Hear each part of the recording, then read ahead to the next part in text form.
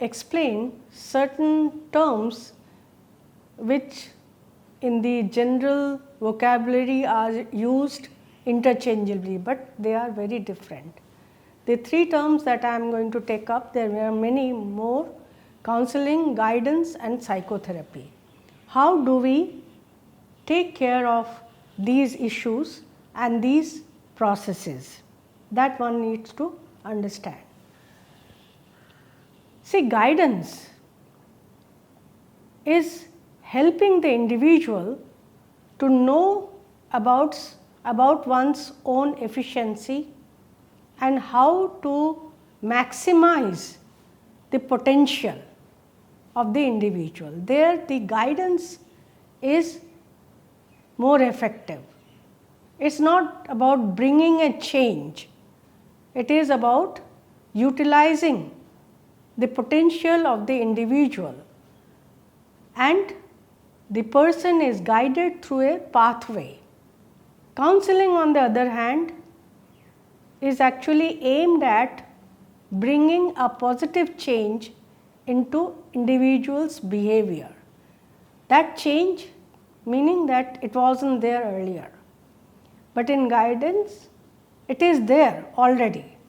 One is just made aware of the potential one has and how to utilize it, how to put it to use maximally, so that the individual is able to reach the heights that one desires to. Whereas the positive change in individual's behavior is the main aim of counseling. So don't confuse between guidance and counseling. They are two different processes. They are used at different contexts. Then another term that is misused is psychotherapy.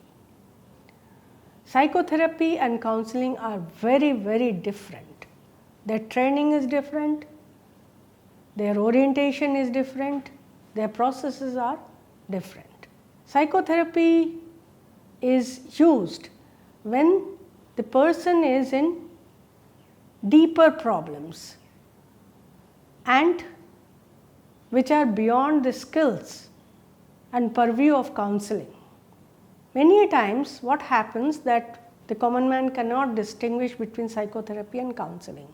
Counseling is aiming towards a positive change, whereas psychotherapy is therapeutic. It is removing or diagnosing the deeper problems and then going for a therapeutic analysis and process. So counseling can lead, the counselor may advise the person to go for psychotherapy. So it is a deeper issues, and the other difference is that the disorders, psychological disorders, are not taken care by the counselor. It is the purview of the therapist, psychotherapist. Usually counseling is prevalently used in relieving stress, in understanding one's own anxiety and reducing it, relationship problems and so many other personal problems which are getting accumulated due to the environmental pressures and mishandling or misunderstanding of the work situation. Then two more terms that you may come across are coaching and mentoring. Coaching is not counseling. It is basically aimed at helping the person go towards his or her own specific professional goals. So the coach has to recognize the, again like guidance, has to recognize the potential of the person and then help the person to achieve certain professional goals.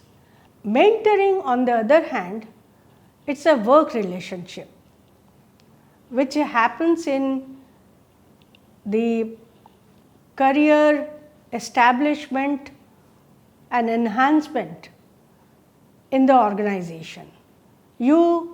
This is nowadays used prevalently, where you try to mentor a person who is aiming at a progress, at a development, career enhancement. The mentor helps the individual in carving out a pathway towards that development and career enhancement. Basically, it is restricted. Mentoring is restricted to the context. It is, or in other words, it is context specific, and it is should not be used in place of guru. Guru is of course a mentor, but mentor is not all the time a guru. So this difference you must understand. Now we come to stages of counseling. The first stage is ensuring the readiness on the part of the individual to take up counseling, because you cannot counsel forcibly. There has to be some readiness, and one needs to, the counselor especially needs to understand that he or she needs counseling. So here the readiness can be affected by certain organizational and individual factors. First and foremost is lack of awareness about the functions of counseling. Then there is usually a stigma, social stigma. You feel, if you are going to a counselor, you feel as if you are something wrong with your mindset. You are a mad person. No. The social stigma has to be removed.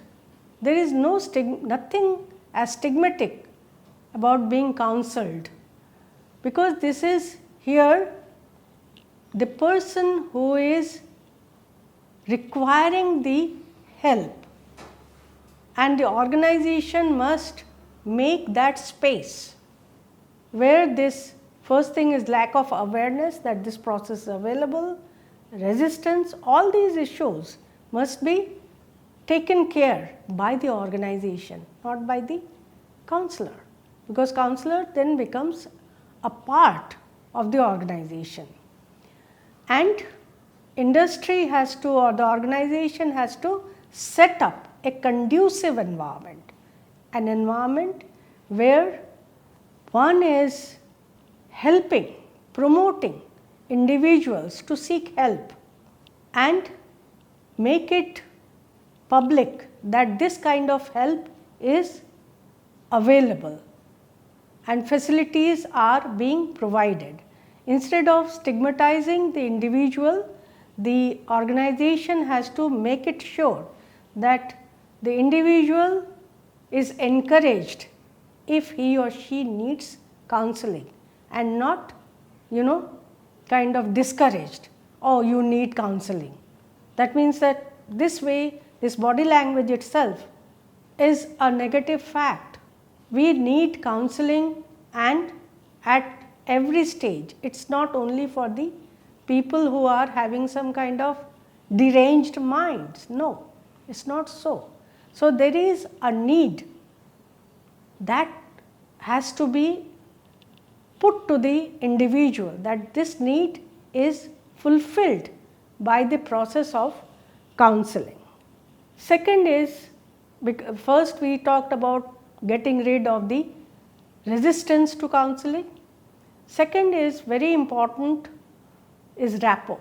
Rapport means that the person, the counselor and the counselee both are able to establish trust between each other.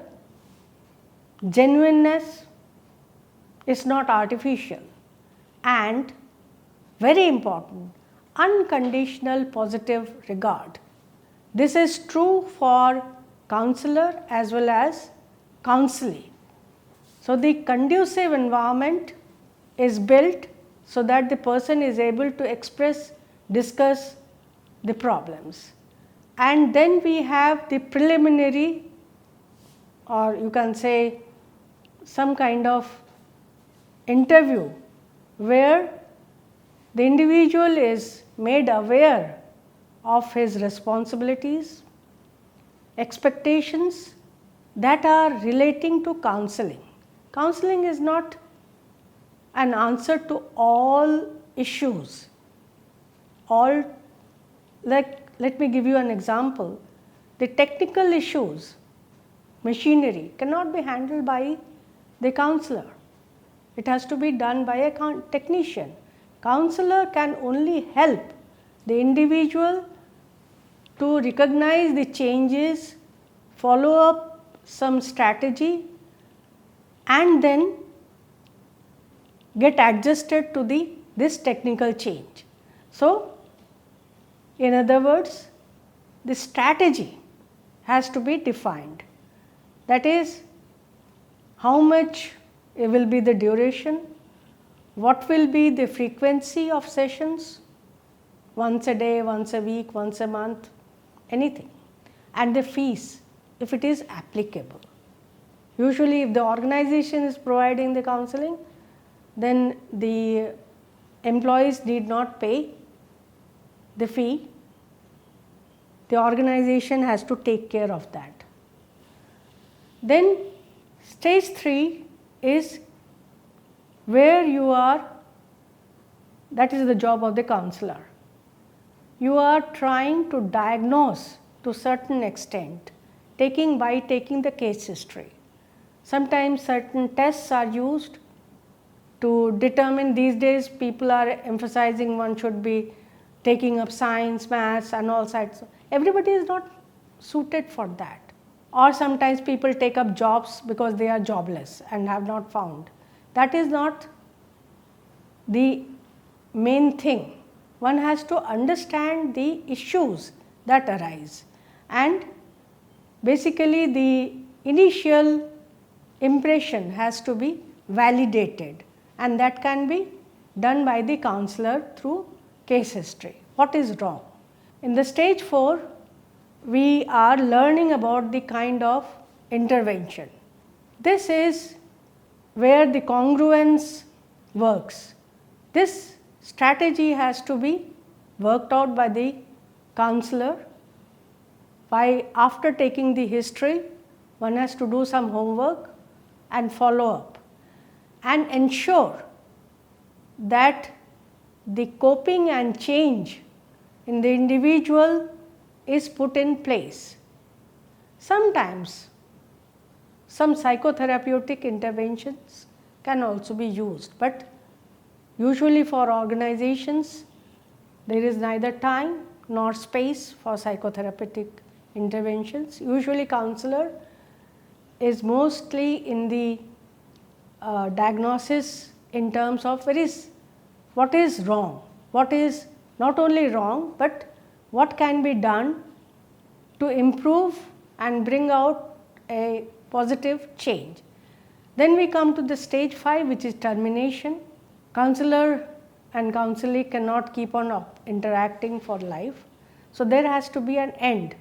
And in certain cases, some premature termination can also happen because the client is unable to show or put in place rapport, is not able to think in the same way as the counselor wants him or her to do.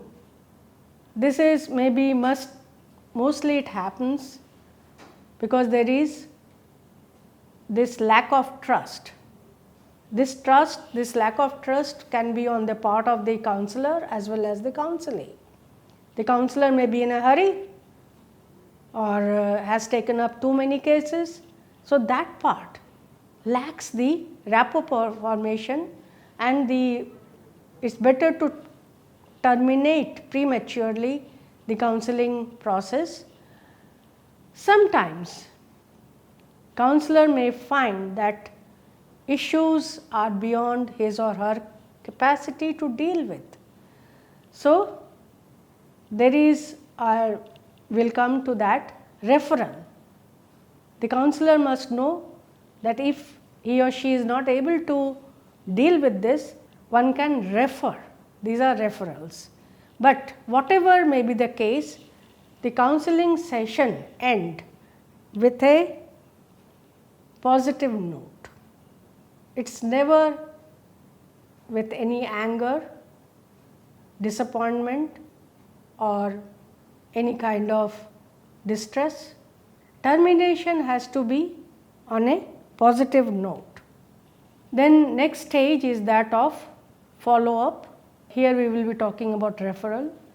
This is post-termination. The job of the counselor doesn't end when the counselee is able to change his or her behavior, is able to adjust, cope with the problems and issues.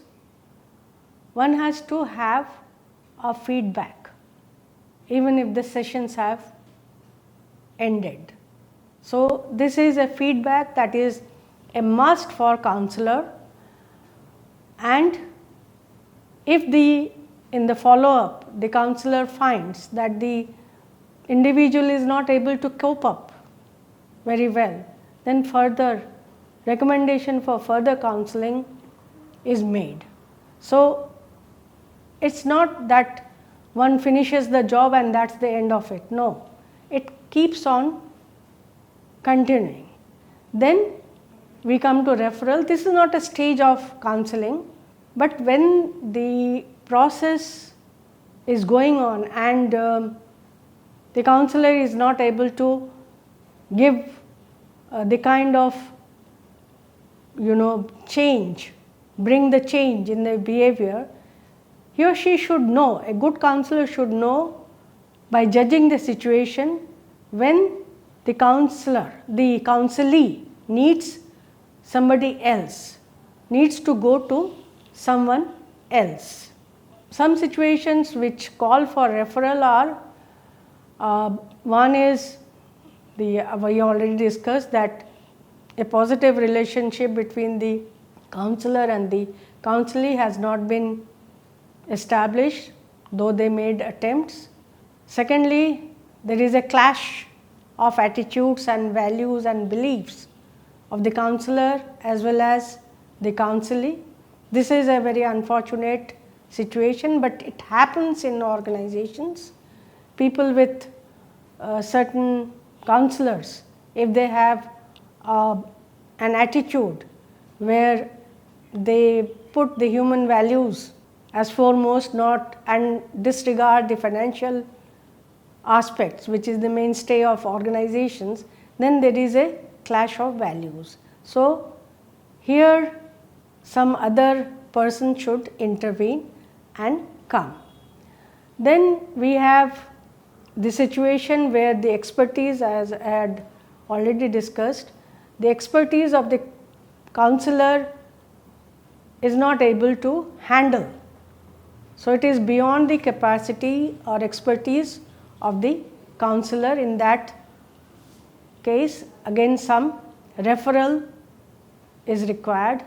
Another very, very important is that the counselee, the individual who is being counseled, should not become dependent on the counselor, because that creates a situation where one feels a sense of loss when the counselor is not there. The moment the counselor starts feeling that the individual is becoming dependent, then it's better to refer to somebody else and go away from that situation rather than creating those kinds of frameworks where the dependence is removed. It's not so it doesn't happen. Then what are the skills of counseling? One and foremost is the empathy. In other words, to be able to put oneself in the other's shoe and know where it pinches. So this is where the counselor and the counselee gets a bondage, a relationship in terms of positive outcomes of the counseling session. Both should have that understanding of each other. Then secondly, we have been mentioning this unconditional positive regard. It should not be even a teacher-taught relationship in the usual sense. It is, you are not in a giver and receiver position. You have to, as a counselor, you have to regard the other person with positivity. It has to be non-judgmental. So unconditional positive regard, both for counselee as well as the counselor, is an integral part of the entire process. Then we have the genuineness. Here the person, the counselor especially, is able to relate to the thoughts and feelings of the counselee. So in very simplistic manner, one is able to relate, the counselor is able to relate his or her feelings and thoughts and approaches to that of the counselee. So they need to be synchronized. This is where the genuineness comes. Counselor has to think in the same terms, same way as the counselee. And this is the genuineness where the emotional skills are also involved. That the person is aware of one's own emotions. Many times people leave, I have found many counselors leaving their job because they are not able to take it. Their own emotions get entangled. This is very important, as one has to understand one's own emotions, identify and effectively deal with the emotions of the counselee. Then listening skills, one has to do active listening like attending, paraphrasing, reflection, meaning one has to discuss on the feelings wherever needed, some probing is required. Then very important is perception checking. Are you thinking in the same way I am thinking? Meaning that the counselor has to find out whether his thoughts are correct or not from the counseling. Sometimes being silent is also very important. Counselor doesn't have to talk all the time. Silence is one of the important indicators of the intention to listen, and then keep on summarizing. After some time, one has to get a feedback from the counselee that whatever is being discussed are understood by the counselor in the proper manner or not. This has to be established between the counselee and the counselor. And these are the physical aspects. I don't have to talk much about it. How you have to keep on having a personal space for both. Eye contact is a must, and counselor also has to be relaxed, not always in a giving position. And along with that, counselor has to continuously observe the way one is sitting, what are the facial expressions, postures, because these are indications where the counselor needs to understand the body language of the counselee. This skill is a very important skill for counselor. Then another important thing I would like to share is that sometimes, though it's quite dicey, counselor has to share one's own experience and build a trust.